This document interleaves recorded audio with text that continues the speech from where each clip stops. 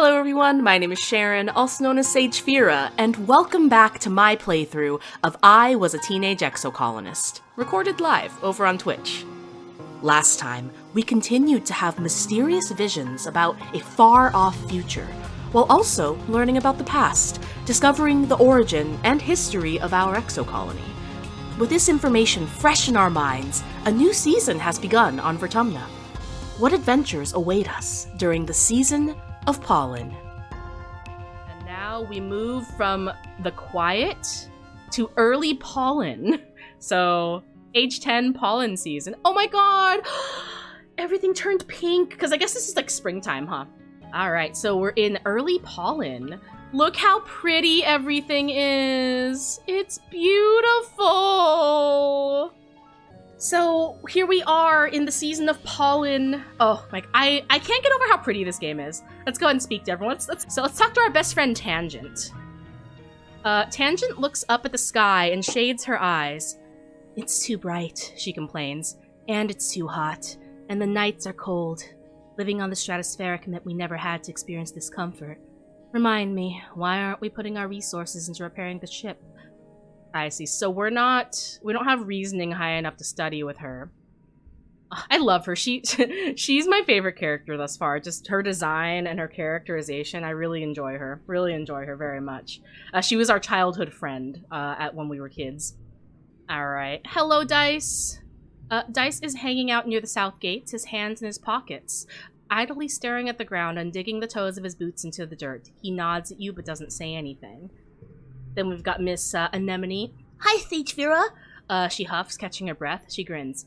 On the ship, the adults are always saying, no running, Anemone, no running. But outside, there's... Oh, this is the same dialogue. There's so much room. I can run for 5 minutes in one direction. Even more after the robo-plows clear the land for farms.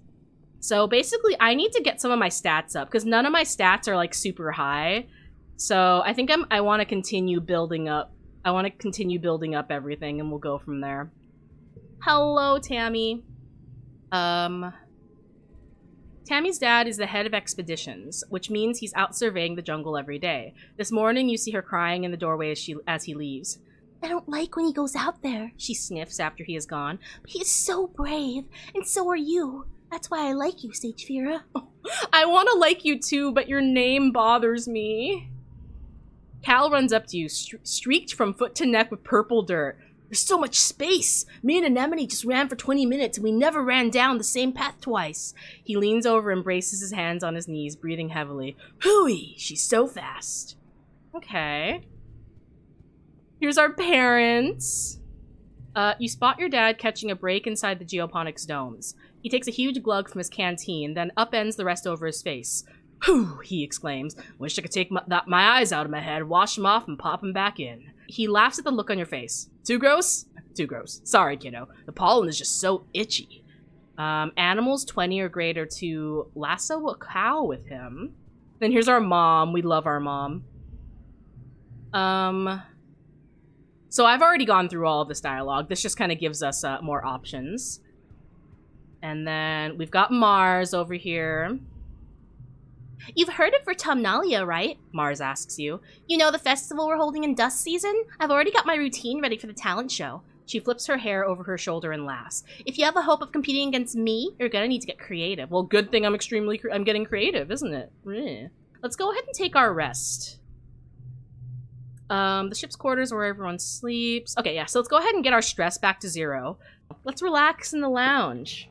The lounge is a long, well-lit hall along the outer hull of the ship's midsection. It's strewn with tables and cushions and serves as a communal living room for the tiny one-room space every family is assigned. You flop down into the lounge's big beanbag pile with some of the other kids. Cal has a dazed, peaceful look on his face. The air smells so good on Vertumna, and so does the dirt even. You notice his clothes are filthy, but obviously Cal couldn't care less. Anemone bounces in. Holy crap, there's so much space to run around and play in. Com and Chief Rhett set up an outdoor sports ball court and it's way huger than the old one on the ship. Tangent carefully selects one cushion from the pile and perches on it. The school's expanding to some of the empty engineering bays, she tells you, and we're getting a big new lab to do experiments using local resources. There's so much to learn about this planet. Anemone rolls her eyes, but Tange continues. We shouldn't forget our studies just because we've landed, she says primly. Tange is right. School is important. Tammy nods in agreement. It's scary out there, she mumbles. I'm going to stay close to our quarters for now. You've had less of the deja vu, dreams come to life feeling this week, and you're starting to think you'd even imagined it. But suddenly you get the prickling sensation in the back of your neck, and remember that Mars is about to enter the lounge and tell everyone to look outside. You stare at the door. Mars walks through it as if on cue. OMG! Everybody look outside! They're hoisting a flag over command, she says, clapping her hands excitedly. You know what that means, right? She stands tall with her hands on her hips. Vertumna is officially humanity's first exocolony ever! You look outside at the flag, feeling dizzy, and silently mouth the words along to what she says next. You remember this moment so well. This is history, kids, she exclaims, wrapping Anemone and Tangent under each arm. And we were there! Alright. Do you want to forget? Can I look at my deck? I mean, I kind of like having... I'm gonna say no for now, because that one has a point on it. So, like, if it comes to the point of us getting rid of one of the 0 cards, I might do it, but these ones both have points, and I think they're good, so I'm gonna do that. I'm gonna keep them. You wake from an afternoon nap. You squint into the pink-tinged light slanting through the windows. You must have fallen asleep in the lounge. Tammy's shadow falls across your nest of pillows. Oh, I'm sorry, Sagefira, she says, giggling. I didn't mean to wake you up. It's just so nice outside.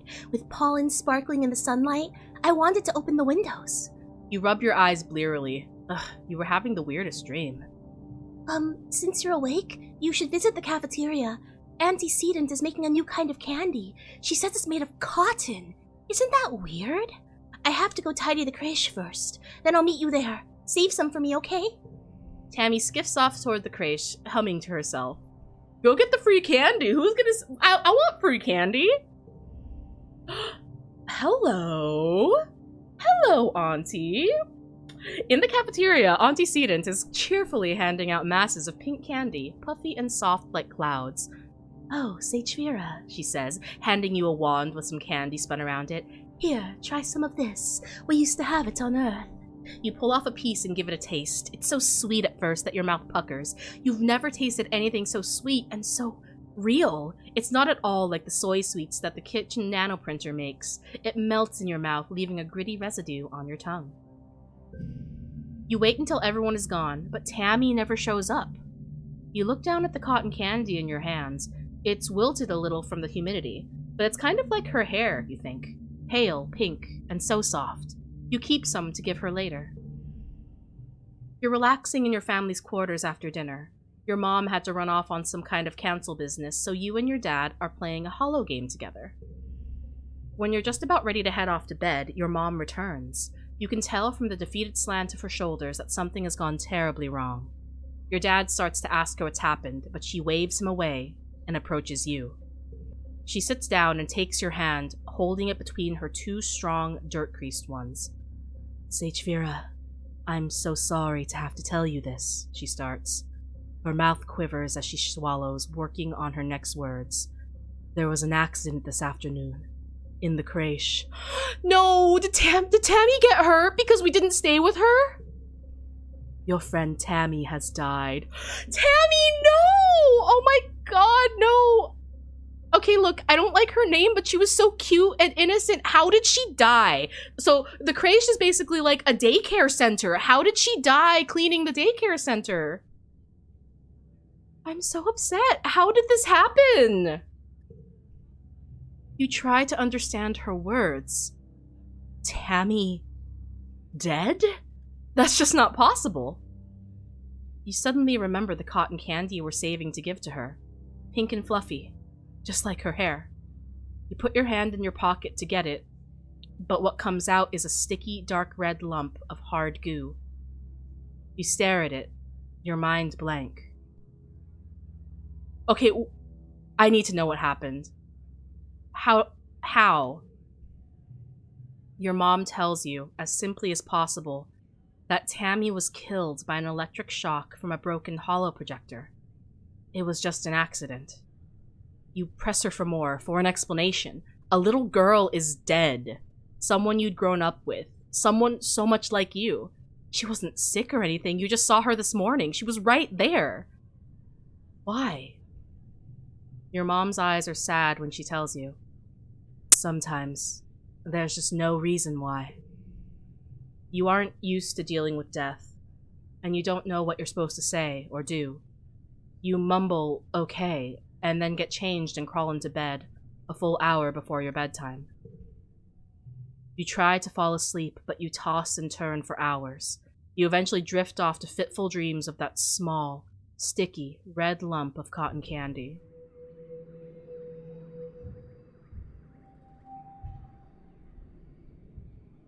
I'm so sad! She was so sweet and innocent! Oh my gosh! My heart. Chat, I need a hug. My heart hurts. Oh, poor Tammy.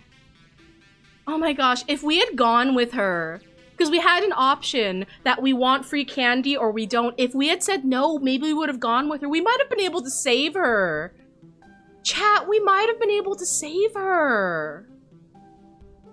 But we didn't. I'm so sad.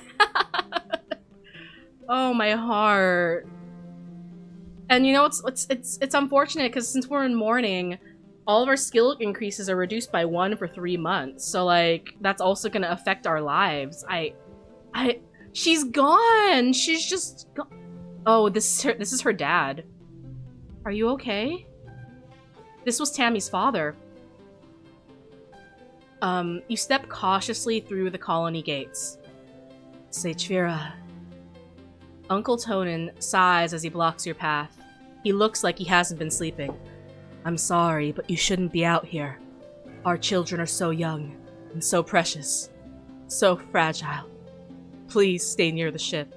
Oh, he must be absolutely just, like, heartbroken. I wonder if our other friends have, comments about this. Cal is sitting in your mom's flower garden with his face in his hands. He's clearly been crying all morning and probably all of yesterday too. He and Tammy were really close. Whenever you guys used to play house in the creche, Tammy was always mommy and Cal was daddy.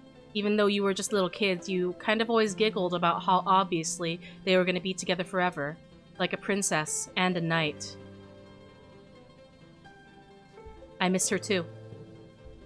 Me too. He sniffs, looking up at you. You can see how puffy and red his eyes are. Me, really, really too. Tammy always liked these flowers, he mumbles. Sometimes I pick them for her. He runs his hands over the pretty white flowers. Don't tell your mom, okay? Tears well up and slowly leak out of his eyes. He doesn't even blink. Just stares at the flowers as the tears run down his cheeks. You decide to give him some space. Oh my god, so sad! An egg? You find a hefty red Xeno egg. Excuse? You'll keep adding to your deck as you age. You can pick up cards. You have a limited number of gear slots based on your organization and other skills. Click a gear to equip and unequip. Collectibles you find may be given as gifts to friends or used during challenges. Okay, so I can use this as a gift, or I can use it as a card. Interesting. Is egg. Hi, Mars. Do you have anything to say? Mars is staring into space, looking somber. She doesn't even notice as you come up beside her, and barely reacts when you say hello. I'm thinking about Tammy, she says quietly. She used to sit down the hill there, in that spot in the sun. Every morning, she'd just sit there for hours in the sun, doing nothing, just being happy. You stare down the hill to the spot near the entrance of the quarters. You can imagine her there, working on some little craft project, humming to herself. I miss her too. And now she's dead, Mars says, making a face. How's that for fair? Of all the people, how come it had to be my friend? You don't have an answer. You've never heard Mars call Tammy her friend before, but of course she was. Tammy was everyone's scared little sister, even though she was older than most of you. Mars clicks her tongue. Oh yeah, Administrator Seek is looking for you. I guess they need someone to do delivery jobs. She waves vaguely at the door behind her, distracted by her thoughts. Oh, Tangent, are you okay, bud? Tange is pacing around in front of engineering. She looks upset. It shouldn't have happened, she says. What happened to Tammy? It shouldn't have been possible. There was no reason for that holoprojector to break. Professor Hal said it was recently serviced, and nothing was wrong with it before it just... She gestures angrily. Just blew up for no reason. Nobody would have wanted to hurt her, so... Why? How? It just doesn't add up. Sorry, Sagefira. I want to think about this some more. I hate when I can't find the answer. Oh, everyone's mourning. Can you believe Tammy died? Dice asks morbidly. I heard Chief Engineer Instance tell someone about it. He lowers his voice. Tammy got shocked by a broken holoprojector, the one in the creche with the dancing teddy bear. You remember? When she touched it, she got chucked all the way across the room. He makes a sailing motion with his hand. And bam! She was dead before she even landed. Wow. Really? Dice suddenly looks embarrassed. Yeah, I mean, it's too bad she's gone. She was nice. He tugs at the sleeves of his oversized jacket. But that's kind of a cool way to die. Dang, Dice, you were a little bit edgy, aren't you? I mean, you're not wrong. It's kind of a cool way to die, but like, I mean, to be fair, everybody mourns differently. Everybody copes differently. Like, so I get it, but that's a little morbid. Anemone is chucking rocks at the strato, sending metallic clangs ringing through the colony. Stupid planet, she yells. Stupid creche. Stupid spaceship. She bends down to pick up another rock, but instead just sobs and braces her hands on her knees. Stupid everything! Why'd she have to die? It's not fair! Kids aren't supposed to die! Oh, that's sad. I want to talk to my parents. Mom? Dad? Our friend died. I don't know what to do with this information. Your mom pats your shoulder encouragingly. I'm so sorry, Sagefira. Dad? Your dad gives you a hug. Sorry you're feeling blue, Sagefira, he says. Things will start to look up again soon. Will they, though? Mars said that we were being looked for in here. But yeah, I still don't have the, I don't have the skills to do the jobs here. So, I mean, I think I'm just gonna continue. I'm gonna continue my studies. I'm gonna just throw myself into my studies, because... You know? What else am I gonna do? I don't know what else to do. I'm just gonna keep studying humanities because I just need to know. Okay, so I just need 10. There we go. Easy peasy lemon squeezy, chat. Easy peasy lemon squeezy. Alright, so we got creativity and persuasion and some stress bets. Okay, we're getting our skills up, and that's what truly matters. The colony is going to hold a funeral for Tammy. Do you want to attend? If you don't feel up to it, you could skip it and take the month off instead, or you can get back to work. I have to attend. I'm not gonna not attend the funeral of my friend. Of course I'll attend. The colonists gather in the recycling room. Bringing organics down to be recycled here is one of your chores, but you've only come here for a funeral twice. Both times, a colonist had passed away from natural causes during the 20-year-long journey from Earth. This is the first time there's been a funeral on Vertumna, and the first time for someone you actually knew. The mouth of the organics recycler has been polished, and a wreath of yellow flowers placed over the opening. Inside, you can see a shrouded figure, Tammy's small, fragile body.